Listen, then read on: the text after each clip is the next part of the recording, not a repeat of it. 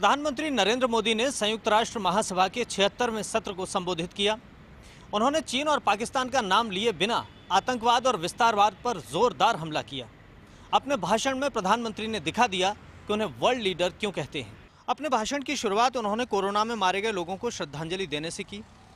इसके बाद उन्होंने कहा कि मैं ऐसे देश से हूं जो लोकतंत्र की जननी है। विविधता हमारे लोकतंत्र की पहचान है। चाय बेचने वाला यूएनजीए को संबोधित कर रहा है। देशवासियों की सेवा करते हुए मुझे 20 साल हो गए। पहले सीएम और अब पीएम के तौर पर सेवा कर रहा हूं।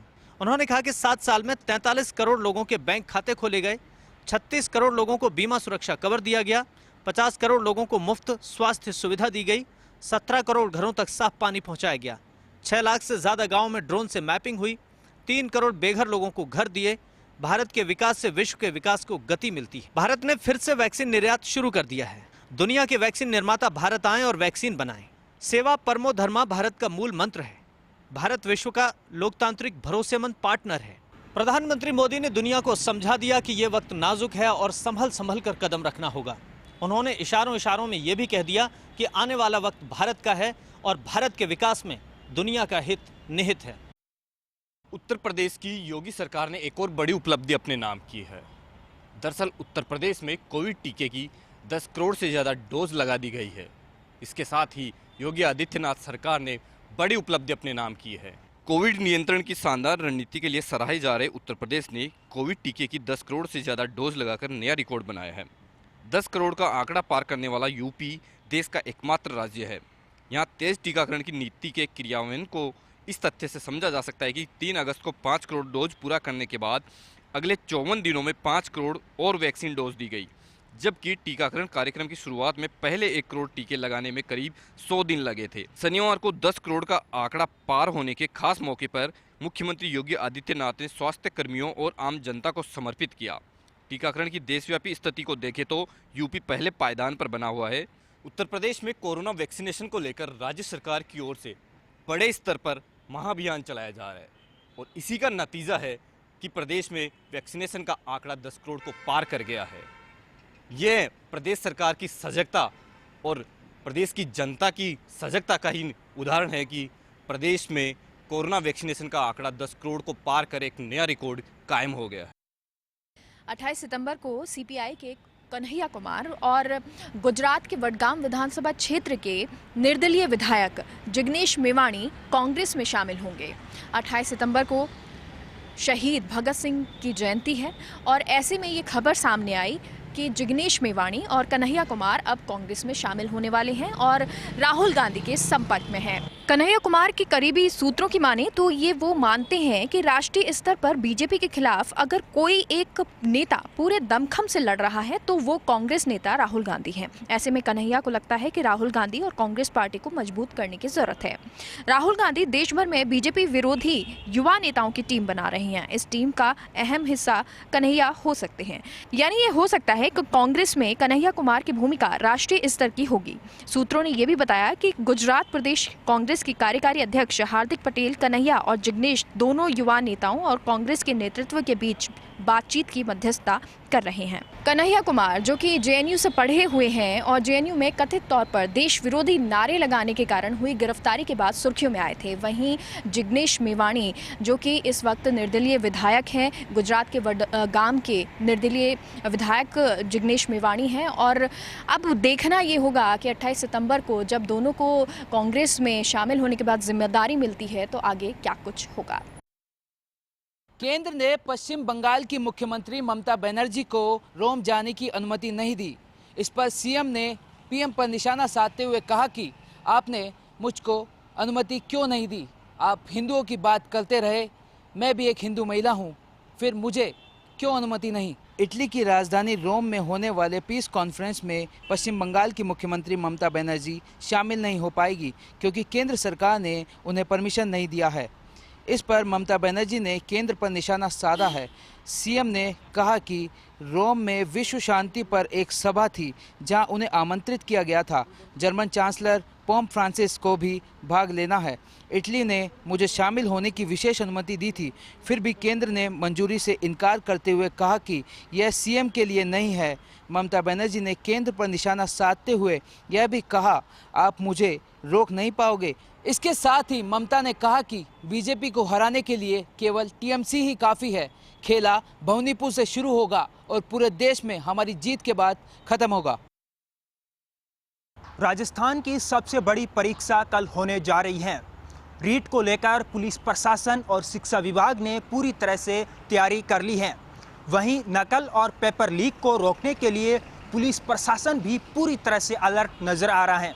रीट में 16,51,812 परीक्षार्थियों के लिए परीक्षा में बैठने की संभावना है। वहीं दोनों पारियों की परीक्षा के लिए 25,25,522 पंजीकृत हैं। परीक्षा प्रदेश के 3,993 परीक्षा केंद्रों पर आयोजित होगी। वहीं रीट परीक्षा को लेकर कल जयपुर संभाग में सुबह से लेकर शाम तक इंटरनेट सेवा बंद रहेगी। जयपुर महानगर क्षेत्र को छोड़कर जयपुर जिले में नेटबंदी रहेगी। जयपुर ग्रामीण में सुबह 7:30 से शाम 5:30 बजे तक नेट बंद रहेगा। वहीं अलवर में सुबह 6 से शाम 6 बजे तक इंटरनेट बंद रहेगा। दौसा में सुबह 6 से शाम 6 बजे तक इंटरनेट बंद रहेगा। झुंझुनू में सुबह 6 से शाम 6 बजे तक नेटबंदी रहेगी और सीकर में सुबह 8 से शाम 5 बजे तक इंटरनेट बंद रहेगा। इसके अलावा बीकानेर संभाग में भी सुबह से लेकर शाम तक नेटबंदी रहेगी। वहीं आज बाड़मेर पुलिस ने रीट से एक दिन पहले नकल गिरोह का पर्दाफाश किया। ऐसे में रीट परीक्षा केवल परीक्षार्थियों की ही परीक्षा नहीं है, पुलिस प्रशासन की भी अग्नि परीक्षा है। उधर अस्थायी बस अड्डों पर भी आने जाने वाले अभ्यर्थियों को राहत देने के लिए पुलिस प्रशासन ने पूरी तरह से मोर्चा संभाल रखा है। प्रदेश भर में कल आयोजित होगी रीट परीक्षा 2021। माध्यमिक शिक्षा बोर्ड के द्वारा आयोजित करवाई जा रही परीक्षा। बोर्ड ने की तैयारियां पूर्ण। कल आधा घंटे पहले बंद कर दिए जाएंगे परीक्षा केंद्रों के गेट। राजस्थान माध्यमिक शिक्षा बोर्ड की ओर से कल आयोजित होने वाली रीट परीक्षा को लेकर बोर्ड ने तमाम तैयारियां पूरी कर ली हैं। बोर्ड अध्यक्ष और परीक्षा के मुख्य समन्वयक डॉक्टर DP जारोली के द्वारा पूरी परीक्षा को लेकर मॉनिटरिंग की जा रही है। कल 2 पारियों में होने वाली इस परीक्षा में 26 लाख से अधिक परीक्षार्थी शामिल होने हैं, जिसके लिए 4019 परीक्षा केंद्र बनाए गए हैं। लेवल 1 और लेवल 2 के लिए परीक्षा के लिए 3,993 केंद्रों पर 16,51,000 से ज़्यादा अभ्यर्थी परीक्षा देंगे। बोर्ड अध्यक्ष के द्वारा अभ्यर्थियों से किसी भी तरह की अफवाह पर ध्यान नहीं देने की अपील करते हुए कहा कि परीक्षा को लेकर संपूर्ण सुरक्षा और गोपनीयता बरती गई है। बोर्ड ने परीक्षा आवेदनों की छंटनी के दौरान ही ऐसे हजारों अभ्यर्थियों की पहचान की थी जिन्होंने जरूरत से ज़्यादा आवेदन किए थे और उसी के आधार पर प्रदेश के कई जिलों में पुलिस की ओर से कार्रवाई भी की गई है। बाहर से आने वाले परीक्षार्थियों के लिए कई संगठन और समाजसेवी आए सामने। खाने पीने और रहने की कड़ी व्यवस्था। वहीं यातायात को लेकर नीतू राठौड़ ने निकाला फ्लैग मार्च।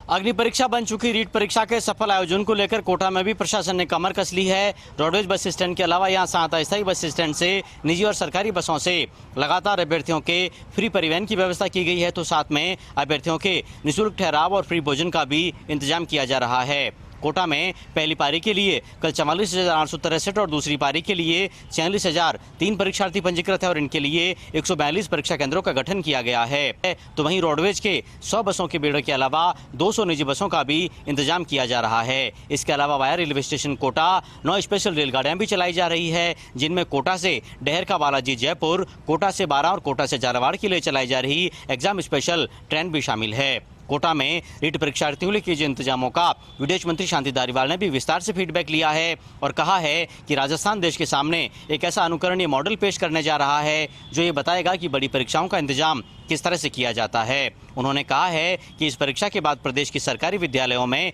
उत्कृष्ट और युवा शिक्षकों की एक बड़ी खेप तैनात होने के लिए तैयार होगी। रीट परीक्षा को लेकर चाक चौबंद प्रशासन, सभी तैयारियां पूर्ण। देर शाम जिला कलेक्टर नमित मेहता ने लिया रैन बसेरों सहित उन स्थलों का जायजा जहां पर अभ्यर्थी रुके हुए हैं। क्या है उनके भोजन की व्यवस्था, ये जाना। गौरतलब है कि बीकानेर में 98 सेंटर्स पर 29,000 से अधिक अभ्यर्थी परीक्षा देंगे। उनके लिए अलग अलग बस स्टैंड भी बनाए गए हैं। जिला कलेक्टर नमित मेहता ने कहा कि हमारी सभी से अपील है, अनुशासित रहें, कोई भी दिक्कत उन्हें नहीं आने दी जाएगी। हमारा ये प्रयास है कंट्रोल रूम बना दिए गए हैं, उनके नंबर साझा किए गए हैं। किसी भी तरह की कोई समस्या आती है तो फ़ोन करें, तुरंत समाधान का प्रयास रहेगा। इधर एसपी प्रीति चंद्रा भी लगातार मॉनिटरिंग कर रही हैं।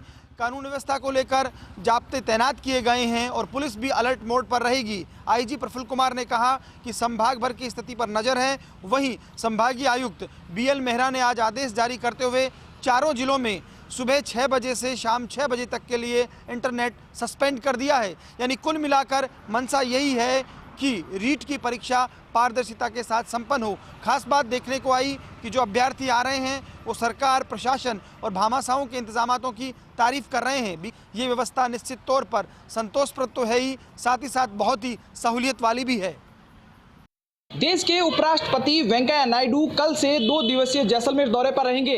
वेंकैया नायडू के साथ राज्यपाल कलराज मिश्र का भी जैसलमेर आने का कार्यक्रम है। उपराष्ट्रपति वेंकैया नायडू के 2 दिवसीय जैसलमेर दौरे को लेकर जैसलमेर प्रशासन सहित संबंधित सरकारी महकमे तैयारियों में जुटे हुए हैं। प्रोटोकॉल के लिहाज से देश के प्रथम 3 व्यक्तियों में शामिल उपराष्ट्रपति की जैसलमेर यात्रा 26 और 27 सितंबर को है। इस दौरान तनोट माता के दर्शन करेंगे तो सम के रेतीले धोरों समेत भारत पाक सीमा क्षेत्र का भ्रमण करने वाले हैं। उनके साथ उनके परिवारजनों की भी आने की खबर है। वहीं वाइस प्रेसिडेंट की यात्रा को लेकर सर्किट हाउस के दिन मान फिर गए हैं। सर्किट हाउस को दुल्हन की तरह सजाया गया है। उपराष्ट्रपति वेंकैया नायडू और प्रदेश के राज्यपाल कलराज मिश्र कल 26 और 27 सितंबर को 2 दिवसीय जैसलमेर दौरे पर रहेंगे। उपराष्ट्रपति वेंकैया नायडू की पत्नी एम ऊषा भी उनके साथ इस दौरान जैसलमेर आ रही है। बाद 10 बजे बीएसएफ के कार्यक्रम में हिस्सा लेने पहुंचेंगे, जहां 11 बजे तक बीएसएफ के कार्यक्रम में हिस्सा लेंगे। उसके बाद सर्किट हाउस वापस लौट जाएंगे। स्वागत के लिए जिला प्रशासन ने अपनी पूरी तैयारी झोंक दी है तथा साथ ही प्रशासन ने सभी अधिकारियों को दिशा निर्देश दिए हैं कि वीआईपी और वीवीआईपी के दौरे को लेकर किसी भी तरह की चूक ना हो और उनके साथ स्वागत और सत्कार के लिए तमाम तरह के तैयारियों को पूर्ण कर लें।